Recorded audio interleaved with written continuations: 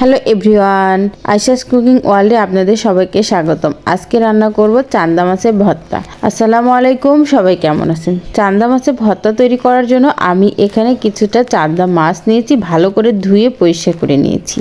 নিয়ে আমি এর মধ্যে পেঁয়াজ কুচি দিয়ে দিব। পেঁয়াজের পরিমাণটা একটু বেশি দিতে হবে, তাহলে চান্দা মাছের ভর্তার টেস্টটা ভালো আসবে। তারপরে এর মধ্যে দিয়ে দিব কিছুটা রসুন কুচি, কাঁচামরিচ, লবণ আর হলুদ দিয়ে এটি একটু ভালো করে নেড়ে চেড়ে দিব।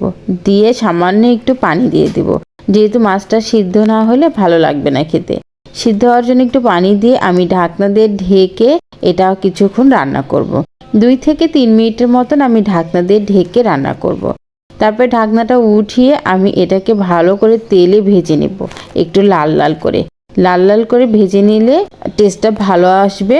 তো আমার এই তো ভাজা প্রায় শেষের দিকে, আমার ভাজা হয়ে গেছে। এখন আমি এটাকে একটু ঠান্ডা করে রেখে এটাকে শিলপাটে বেটে নেব।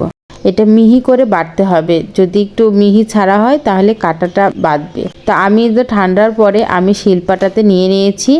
এখন আমি এটাকে শিলপাটাতে ভালো করে মিহি করে বেটে নেব। একে তো রমজান মাস, খাবার কোনো রুচি নেই, মাছও খেতে ইচ্ছা করছে না, মাংস খেতে ইচ্ছা করছে না, শুধু মনে হচ্ছে একটু সবজি দিয়ে আর ভর্তা ভাত হলে খাওয়া যায়। তো এই চান্দা মাছের ভর্তাটা দিয়ে পেট পুরে ভাত খেতে পারবেন। তো আমার এই তো হয়ে গেল, বাটা হয়ে গেছে চান্দা মাছ, এই তো মিহি হয়ে বাটা হয়ে গেছে। এখন আমি এটাকে উঠিয়ে নেব। এটা গরম গরম ভাতের সাথে খেতে কিন্তু অনেক মজা হয়। শিলপাটা থেকে ভর্তাটা উঠিয়ে নিলাম, আর শিলপাটায় যে মাছের ভর্তা লেগে আছে সেটা কিন্তু অল্প একটু ভাত দিয়ে মাখিয়ে খেতেও কিন্তু অনেক মজা হয়।